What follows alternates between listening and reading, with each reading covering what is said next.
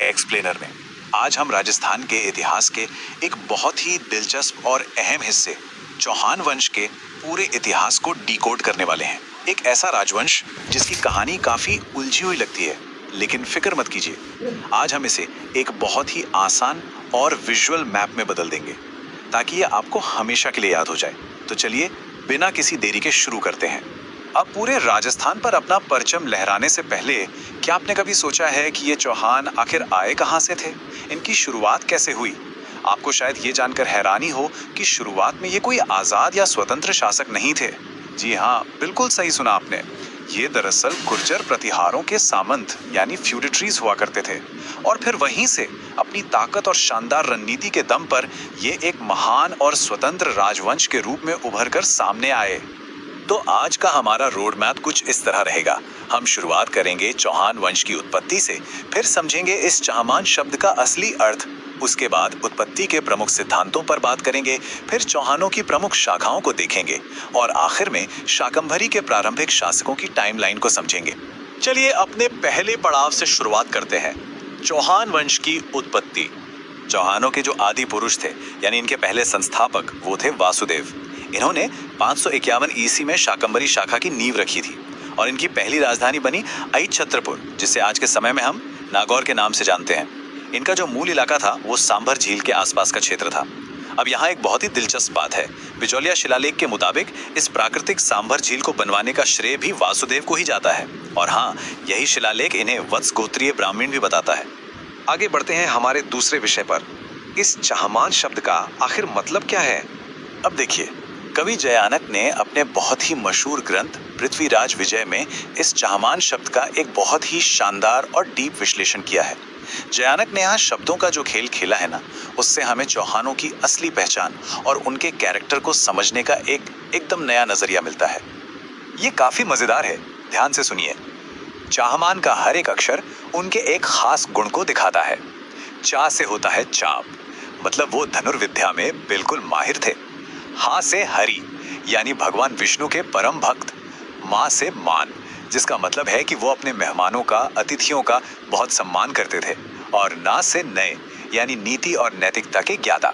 तो इन चार अक्षरों को मिलाकर बनता है चाहमान, या जिसे हम चौहान कहते हैं। तो ये सिर्फ एक नाम नहीं था, बल्कि उनके जीने का पूरा तरीका था। चलिए अब आते हैं तीसरे हिस्से पर, इनकी उत्पत्ति के अलग अलग प्रमुख सिद्धांत। अब यहाँ एक बहुत ही दिलचस्प डिबेट देखने को मिलती है। चौहानों की उत्पत्ति को लेकर अलग अलग इतिहासकारों की अलग अलग राय है। जैसे अग्निकुंड का सिद्धांत, जिसे चंद्रबरदाई और मोहनोत नैन्सी जैसे विद्वान मानते हैं। फिर है सूर्यवंशी सिद्धांत, जिसे जयानक और नयन चंद्र सूरी सपोर्ट करते हैं। वहीं हासी शिलालेख इन्हें चंद्रवंशी बताता है। अगर हम कर्नल टॉड और स्मिथ जैसे विदेशी इतिहासकारों की बात करें तो वो इन्हें विदेशी मूल का मानते हैं। और दशरथ शर्मा जैसे इतिहासकार बिजौलिया शिलालेख के आधार पर इन्हें ब्राह्मण मूल का बताते हैं। सेवाड़ी अभिलेख तो इन्हें इंद्रवंशी भी कहता है। मतलब थ्योरीज की कोई कमी नहीं है। अब बात करते हैं हमारे चौथे टॉपिक की, चौहानों की प्रमुख शाखाएं। अगर हम इसे एक पेड़ की तरह देखें तो इसका मुख्य तना शुरू होता है सांभर से, जिसे वासुदेव ने 551 ईस्वी में स्थापित किया। अब इसी तने से आगे चलकर दो मेन ब्रांचेस निकली। पहली थी नाडोल, जिसकी स्थापना लक्ष्मण ने 960 ईस्वी में की, और दूसरी थी अजमेर, जो अजयराज ने बसाई। फिर इसी नाडोल वाली ब्रांच से आगे चलकर 1181 ईस्वी में कीर्तिपाल ने जालौर शाखा की नींव रखी। समझ रहे हैं ना आप कि ये पूरा वंश कैसे धीरे धीरे फैल रहा था? अच्छा, अब जालौर के संस्थापक यानी कीर्तिपाल को याद रखने की एक बहुत ही मजेदार ट्रिक बताता हूँ। बस एक सिंपल सी लाइन याद रखिए, जा बेटा जा, कीर्ति फैला। है ना आसान? जा से हो गया जालौर और कीर्ति से कीर्तिपाल। खुद इतिहासकार मोहनोत नैन्सी ने कीर्तिपाल की तारीफ करते हुए उन्हें कीतु एक महान शासक कहा था। इस छोटी सी लाइन के बाद मुझे नहीं लगता आप इस राजा का नाम कभी भूलेंगे। चौहानों का ये विशाल पेड़ यही नहीं रुका, इसकी शाखाएं और भी दूर दूर तक फैली। नाडोल ब्रांच से ही एक और शाखा निकली, बूंदी, जिसे 1241 में देवा ने बसाया। फिर जालौर से निकली सिरोही शाखा, जिसकी स्थापना 1311 में लूम्बा ने की। इसके बाद बूंदी से कोटा की शाखा अलग हुई, जिसके संस्थापक माधो सिंह माने गए, और आखिर में अजमेर से निकली वो बहुत ही मशहूर रणथंभौर शाखा, जिसे 1194 में पृथ्वीराज चौहान के बेटे गोविंदराज ने स्थापित किया था। तो इन सब ब्रांचेस और उनके संस्थापकों को हमेशा के लिए याद कैसे रखा जाए, इसके लिए भी कुछ शानदार मेमोरी ट्रिक्स हैं। जैसे बूंदी एक मिठाई होती है ना, जो देवों को चढ़ाई जाती है, तो बस बूंदी के संस्थापक हुए देवा। फिर एक बड़ा ही मशहूर गाना है पीलू, उससे आप याद रख सकते हैं सीलू, यानी सिरोही के संस्थापक लुम्बा। और रणथंभौर के लिए भगवान कृष्ण का नाम रणछोड़ याद कर लीजिए, जिससे रणथंभौर के गोविंदराज बड़े ही आसानी से याद हो जाएंगे। आइए अब चलते हैं अपने आखिरी सेक्शन की तरफ, शाकंभरी के शुरुआती या प्रारंभिक शासक। शुरुआत करते हैं वासुदेव से और फिर देखते हैं कि ये राजाओं का क्रोनोलॉजिकल क्रम कैसे आगे बढ़ता है। वासुदेव के बाद गद्दी पर आए दुर्लभराज प्रथम, उनके बाद आए गुवक प्रथम। गुवक प्रथम के बाद नंबर आता है चंदनराज का, और फिर आते हैं सिंहराज। इतिहास में इस सीक्वेंस को दिमाग में बैठाना बहुत जरूरी है, क्योंकि इसी से हमें पता चलता है कि ये साम्राज्य कैसे आगे बढ़ रहा था। चलिए अब इन राजाओं की कुछ बहुत ही दिलचस्प और खास उपलब्धियों की बात करते हैं। दुर्लभराज प्रथम के समय ना एक बहुत ही दुर्लभ घटना हुई थी। चौहानों पर सबसे पहला मुस्लिम आक्रमण इन्हीं के दौर में हुआ था। फिर आए गुवक प्रथम, जो पहले स्वतंत्र शासक बने, और उन्होंने सीकर में वो मशहूर हर्षनाथ मंदिर बनवाया। चंदनराज की कहानी भी काफी रोचक है। इनकी पत्नी रुद्राणी भगवान शिव की बहुत बड़ी भक्त थी, और वो पुष्कर में रोज 1000 दिए जलाती थी। और फिर आए सिंहराज। ये वो पहले चौहान शासक थे जिन्होंने अपने नाम के आगे सिंह लगाया और पहली बार महाराजाधिराज जैसी इतनी बड़ी उपाधि धारण की। अब ये गौरवशाली वंशावली सिंहराज पर तो रुकने वाली थी नहीं, ये आगे बढ़ी विग्रहराज द्वितीय की तरफ। फिर आए गोविंदराज तृतीय, उसके बाद वाकपति राज, और फिर आते हैं पृथ्वीराज प्रथम। और हाँ, यहाँ एक बात पर गौर कीजिएगा, ये पृथ्वीराज चौहान तृतीय नहीं है, ये पृथ्वीराज प्रथम है। और इनकी शौर्य गाथाएं भी किसी से कम नहीं थीं। विग्रहराज द्वितीय ने गुजरात के चालुक्य राजा मूलराज प्रथम को हराया और फिर बड़ौच में आशातुरा माता का मंदिर बनवाया। गोविंदराज तृतीय ने तो गजब ही कर दिया, उन्होंने गजनी के शासक को मारवाड़ में घुसने तक नहीं दिया। वाकपति राज, ये वही थे जो नाडोल शाखा शुरू करने वाले लक्ष्मण के पिता थे।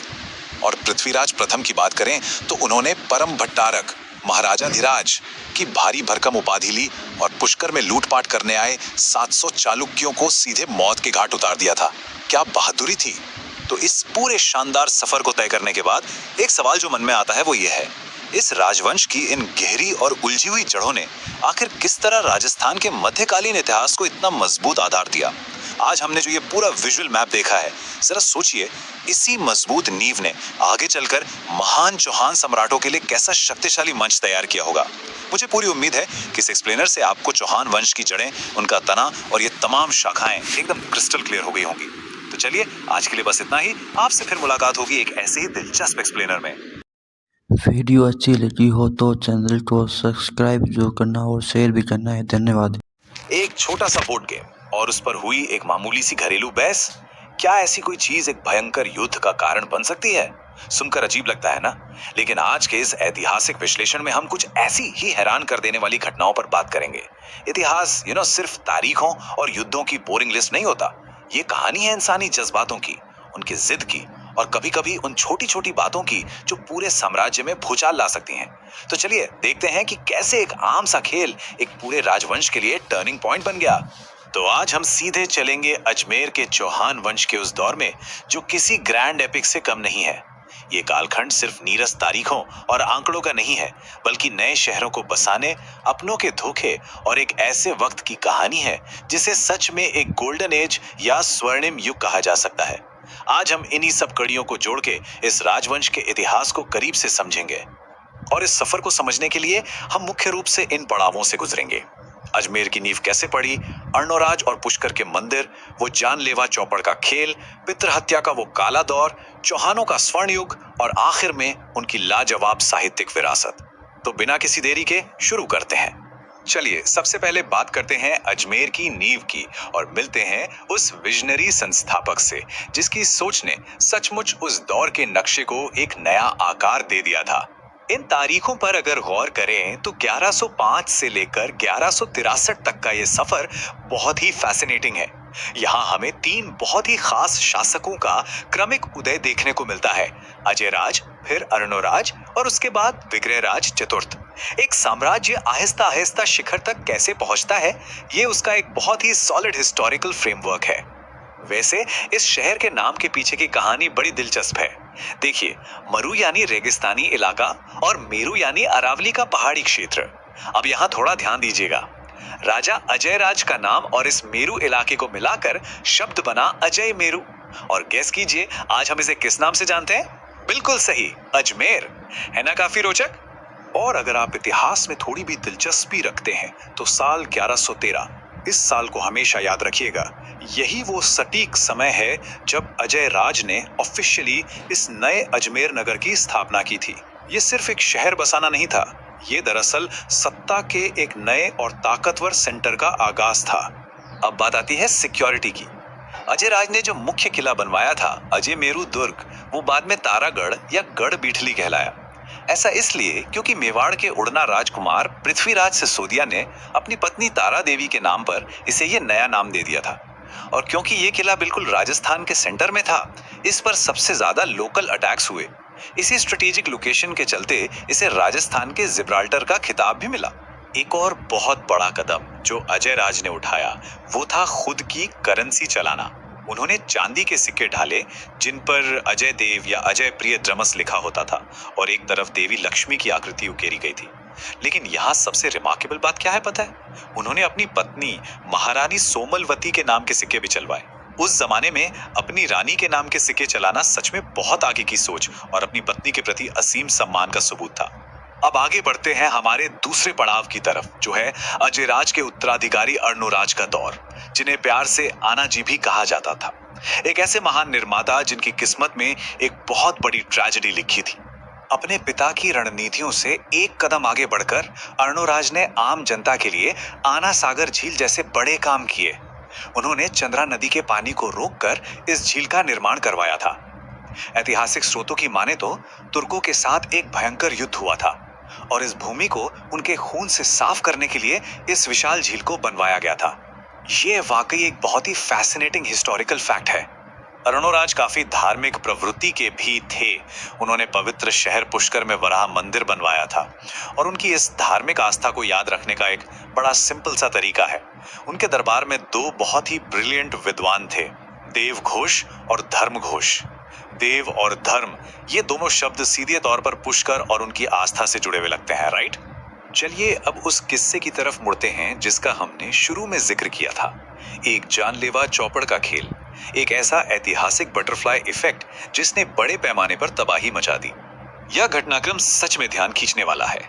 हुआ क्या था कि अर्णोराज ने गुजरात के चालुक्य राजा जयसिंह सिद्धराज की बेटी कांचन देवी से शादी की थी। सब कुछ बढ़िया चल रहा था, शांति थी। फिर एक दिन हस्बैंड वाइफ चौपड़ खेल रहे थे। खेलते खेलते इस बात पर बहस छिड़ गई कि किसका मायका या किसका परिवार ज्यादा श्रेष्ठ है। बात इतनी बढ़ गई कि कांचन देवी के भाई कुमारपाल के साथ एक पूरा इंटरस्टेट वॉर छिड़ गया और सबसे बड़ी विडंबना ये रही कि अर्णोराज वो युद्ध हार गए। किसका परिवार श्रेष्ठ है, सोच कर देखिए। महलों के अंदर आपस में बोली गई ये छोटी सी बात कैसे मैदाने जंग में तलवारों की आवाज बन गई। ये किस्सा हमें बताता है कि बड़े बड़े ऐतिहासिक युद्धों के पीछे अक्सर बहुत ही आम इंसानी अहंकार छिपा होता है। लेकिन ये तो बस शुरुआत थी। इस हारे हुए युद्ध के बाद जो हुआ वो चौहान वंश के लिए और भी ज्यादा डार्क और भी अंधकारमय मोड़ ले आया। इतिहास में एक टर्म होता है पितृहंता, मतलब एक ऐसा शासक जो गद्दी के लालच में अपने ही पिता का कत्ल कर दे। अर्णोराज के महत्वाकांक्षी बेटे जगदेव ने यही अल्टीमेट धोखा किया और अपने पिता की हत्या करके सत्ता छीन ली। हालांकि उसका ये रूल बहुत छोटा रहा क्योंकि जल्दी ही उसके ज्यादा काबिल भाई ने उसे गद्दी से उखाड़ फेंका। पर इस एक कृत्य ने राजवंश के इतिहास पर एक बड़ा दाग जरूर लगा दिया। खैर, अब आते हैं इस कहानी के सबसे उजले हिस्से पर, चौहानों का स्वर्ण युग। ये दौर था विग्रहराज चतुर्थ का, जिन्हें बीसल देव भी कहा जाता था। विग्रहराज असल में एक ऑलराउंडर थे। एक तरफ वो बहुत खतरनाक योद्धा थे। उन्होंने तोमर राजाओं को हराकर दिल्ली पर कब्जा किया और गजनी के खुसरो शाह को हराकर वहां की हिंदू आबादी को बचाया। और दूसरी तरफ वो कला और साहित्य के बहुत बड़े फैन थे। टोंक में बीसलपुर शहर और बीसल सागर झील उन्होंने ही बनवाई थी। और तो और कविताओं से उनके प्यार की वजह से उन्हें कटिबंधु और कवि बांधव जैसे बड़े टाइटल भी मिले थे। लेकिन उनके बनवाए हुए एक खास तौर के आर्किटेक्चर के साथ एक बड़ी ट्रेजेडी जुड़ी है। उन्होंने एजुकेशन के लिए एक बहुत ही ग्रैंड संस्कृत पाठशाला बनवाई थी, पर बाद में कुतुबुद्दीन ऐबक ने इसे तोड़कर एक मस्जिद में तब्दील कर दिया, जिसे आज हम मशहूर 2.5 दिन का झोंपड़ा के नाम से जानते हैं। कला और इतिहास के पन्नों में ये एक बहुत बड़ा बदलाव था। अब इस एक्सप्लेनर के आखिरी हिस्से पर आते हैं, उनकी साहित्यिक विरासत, और देखते हैं कि क्यों उनके रूल को सच में एक स्वर्ण युग कहा जाता है। उस दौर का लिटरेचर लिटरली कमाल का था। उनके दरबार के कवि सोमदेव ने राजा के सम्मान में ललित विग्रहराज लिखी। फिर नरपति नाल ने एक पूरा महाकाव्य बीसल देव रासो लिख डाला। पर यहाँ सबसे बड़ा सरप्राइज क्या है पता है? राजा विग्रहराज ने खुद, जी हाँ, उन्होंने खुद भगवान शिव और अर्जुन के संवाद पर आधारित हरि केली नाम का एक शानदार संस्कृत नाटक लिखा था। और उनकी इस काबिलियत पर इतिहासकार किल्हौन का ये स्टेटमेंट बहुत पावरफुल है। वो कहते हैं कि विग्रहराज अकेले ऐसे हिंदू शासक थे जो कालिदास और भवभूति जैसे महान कवियों को टक्कर दे सकते थे। जरा सोचिए, आपका कंपैरिजन सीधे कालिदास से हो रहा है। ये अपने आप में साबित करता है कि वो साहित्य के फील्ड में कितने बड़े जीनियस थे। लेकिन इसके साथ ही पृथ्वीराज विजय लिखने वाले जयानक की इस बात में काफी दर्द छिपा है। वो कहते हैं कि विग्रहराज की मौत के बाद कवि बांधव का टाइटल ही बेमानी हो गया था। ऐसा इसलिए क्योंकि इस टाइटल के लायक इंटेलेक्चुअल काबिलियत किसी और में बची ही नहीं थी। उनके जाने से सच में एक बहुत बड़ा कल्चरल गैप बन गया था। तो सोचिए, एक पूरे साम्राज्य का क्या होता होगा जब उसकी गद्दी से एक ऐसा शख्स चला जाए जो एक काबिल योद्धा भी था और एक महान विद्वान भी। यही वो ट्रैजिक ट्रांजिशन था जिसने आगे चलकर पृथ्वीराज चौहान के उस एरा का स्टेज सेट किया जो पूरी दुनिया को बदल कर रख देने वाला था। क्या वो आने वाला दौर इस सुनहरे कल की लेगेसी को मेंटेन कर पाया? इसे सोचिएगा। और इसी सवाल के साथ हम आज का ये विश्लेषण यहीं खत्म करते हैं। मुझे उम्मीद है आपको इतिहास की इन गहरी परतों को समझने में मजा आया होगा। वीडियो अच्छी लगी हो तो चैनल को सब्सक्राइब जरूर करना और शेयर भी करना है। धन्यवाद। आज के इस विश्लेषण में गहराई से उतरते हैं और 12वीं सदी के भारतीय इतिहास के सबसे प्रभावशाली और दिग्गज योद्धाओं में से एक पृथ्वीराज चौहान के जीवन को करीब से समझते हैं। स्रोतों के आधार पर अगर देखें तो ये सिर्फ किसी एक शासक की कहानी भर नहीं है, बल्कि ये पूरा का पूरा कालखंड कूटनीति, भयंकर युद्धों और ऐसी ऐतिहासिक किंवदंतियों से भरा पड़ा है जो आज भी हमें हैरान कर देती हैं। अब देखिए, तारीखों और आंकड़ों की भूल भुलैया में जाने से पहले जरा इन दो भारी भरकम उपाधियों पर गौर करते हैं। स्रोत बताते हैं कि दल पुंगुल का सीधा सा मतलब है विश्व विजेता और दूसरी उपाधि है राय पिथौरा, यानी वो इंसान जो युद्ध के मैदान में कभी अपनी पीठ नहीं दिखाता। सच कहूं तो ये सिर्फ नाम नहीं है, ये उस दौर के समाज में उनके खौफ और बेहिसाब सम्मान का जीता जागता सबूत है। इस पूरी जटिल भू राजनैतिक कहानी और प्रतिद्वंद्विता को अच्छे से समझने के लिए हमने इस सफर को 6 मुख्य हिस्सों में बांटा है। पहला, बाल राजा का उदय। दूसरा, क्षेत्रीय विद्रोहों का दमन। तीसरा, रोमांस और कड़वे विवाद। चौथा, तराइन का प्रथम युद्ध। पांचवा, एक घातक धोखा। और आखिर में उनकी विरासत और ऐतिहासिक किंवदंतियां। तो चलिए बिना किसी देरी के शुरू करते हैं। सबसे पहले बात करते हैं अध्याय 1 की, बाल राजा का उदय, प्रारंभिक वर्ष और उत्तराधिकार। आइए देखते हैं कि कैसे एक छोटे से बच्चे को अचानक एक बेहद अराजक और चुनौतीपूर्ण राजनीतिक दुनिया के ठीक बीचों बीच धकेल दिया जाता है। इनका जो राजनीतिक उत्थान था ना, वो सच में अविश्वसनीय रूप से तेज था। 1166 में गुजरात के अनिल पाटन में उनका जन्म होता है और 1177 में पिता सोमेश्वर की मृत्यु के बाद मात्र 11 वर्ष की छोटी सी उम्र में उन्हें सिंहासन संभालना पड़ता है। लेकिन सबसे ज्यादा हैरान करने वाली बात तो ये है कि शासक बनते ही ठीक अगले साल 1178 में गुजगांव के युद्ध में उन्होंने अपने ही चचेरे भाई नागार्जुन के विद्रोह को पूरी तरह कुचल कर रख दिया। इससे एकदम साफ हो जाता है कि शुरुआत से ही उनके सामने कितनी बड़ी और खतरनाक चुनौतियां खड़ी थीं। लेकिन सोचिए, क्या 11 साल का कोई बच्चा ये सब अकेले कर सकता है? बिल्कुल नहीं। इस युवा राजा के शुरुआती संघर्षों और कामयाबी के पीछे दरअसल दो लोगों का बहुत बड़ा रणनीतिक हाथ था। उनकी माता कर्पूरी देवी और मुख्यमंत्री कदम्बवास, जिन्हें कैमास भी कहा जाता था। जब तक पृथ्वीराज चौहान बड़े होकर पूरी तरह वयस्क नहीं हो गए, इन दोनों संरक्षकों ने ही एक ढाल बनकर राज्य की सीमाओं और सत्ता को पूरी तरह सुरक्षित रखा। अब आगे बढ़ते हैं अध्याय 2 की तरफ। क्षेत्रीय प्रतिद्वंदियों का दमन और सीमाओं की सुरक्षा। यह विश्लेषण अब उस दौर पर केंद्रित होता है जो अपने आक्रामक सैन्य विस्तार के लिए जाना जाता है। इस समय काल में लगातार सैन्य अभियानों की एक झड़ी सी लग गई, जिससे एक अभेद्य क्षेत्रीय वर्चस्व कायम हुआ। सबसे पहले 1182 में भंडाणक जाति के विद्रोह को बड़ी कठोरता से दबाया गया। फिर उसी साल चंदेल शासक परमर्दी देव के खिलाफ महोबा का वो ऐतिहासिक युद्ध लड़ा गया, जिसे हम तुमुल का युद्ध भी कहते हैं। बात यही नहीं रुकी। 1184 से 1187 के बीच गुजरात के चालुक्य शासक भीमदेव के साथ नागौर का एक लंबा संघर्ष चला। हालांकि ये संघर्ष अंततः एक बहुत ही रणनीतिक कूटनीतिक संधि में जाकर बदल गया। वैसे जब महोबा के युद्ध की बात हो रही है तो चंदेल सेनापति आल्हा और ऊदल का जिक्र आना तो लाजमी है। उन्होंने इतनी भयानक और वीरतापूर्ण लड़ाई लड़ी कि वीरगति पाने के बाद भी वे हमेशा के लिए अमर हो गए।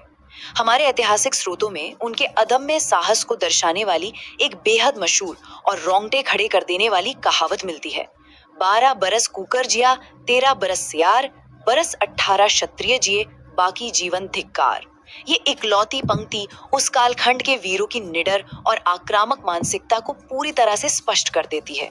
चलिए अब रुख करते हैं अध्याय 3 का, रोमांस और कड़वे विवाद, प्रेम और अभिमान की कीमत। यहाँ से हम एक ऐसे चरण में प्रवेश करते हैं जो पूरी तरह से व्यक्तिगत भावनाओं से प्रेरित है।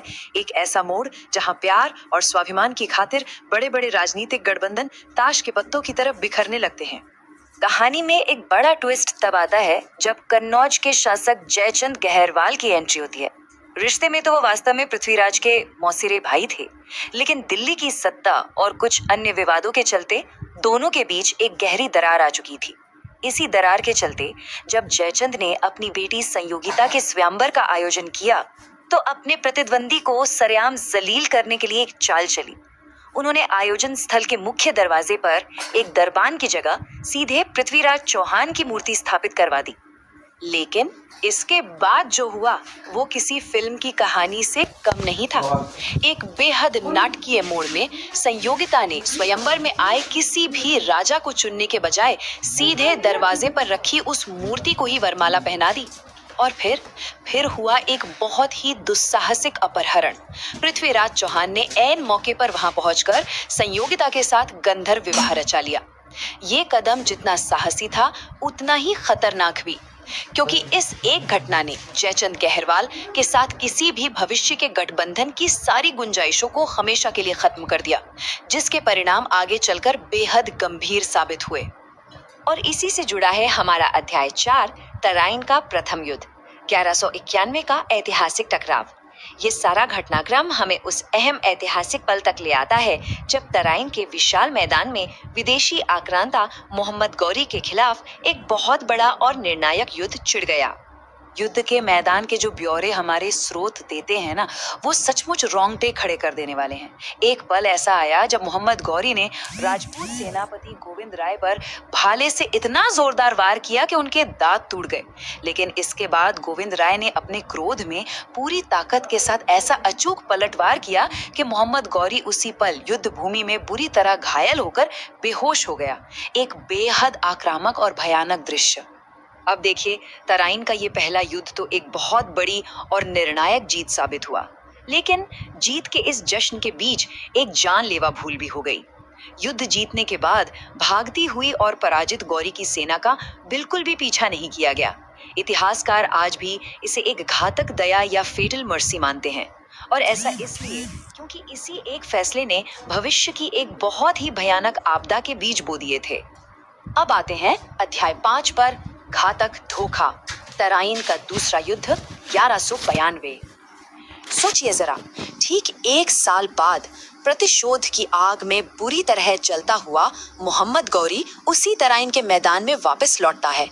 लेकिन ध्यान देने वाली बात यह है कि इस बार उसके तरीके और उसकी रणनीतियां पूरी तरह से बदल चुकी थीं। आइए इन धोखेबाजी से भरे कदमों को थोड़ा करीब से समझते हैं, जिन्होंने हमेशा के लिए इतिहास की धारा ही बदल दी। सबसे पहले गौरी ने शांति वार्ता का नाटक करते हुए अपने संदेशवाहक भेजे, ताकि राजपूत सेना को लगे कि कोई युद्ध नहीं होने वाला और वो आराम की मुद्रा में आ जाएं। दूसरा कदम, उसने रात भर अपनी छावनी के बाहर अलाव जलाए रखे। इससे सामने वालों को यह भ्रम हुआ कि गौरी की सेना अभी भी टेंट में आराम से सो रही है। और फिर तीसरा, सबसे घातक कदम, सुबह तड़के जब राजपूत सेना अपने दैनिक कार्यों में व्यस्त थी और उनके पास हथियार तक नहीं थे, तभी अचानक एक बहुत बड़ा और जोरदार हमला कर दिया गया। इस भोर के हमले से जो अफरा तफरी मची, उसकी त्रासदी को एक और दुर्भाग्यपूर्ण घटना ने कई गुना बढ़ा दिया। हुआ यूं कि उस भीषण अराजकता के बीच पृथ्वीराज चौहान को उनका मुख्य युद्ध का घोड़ा नहीं मिल पाया।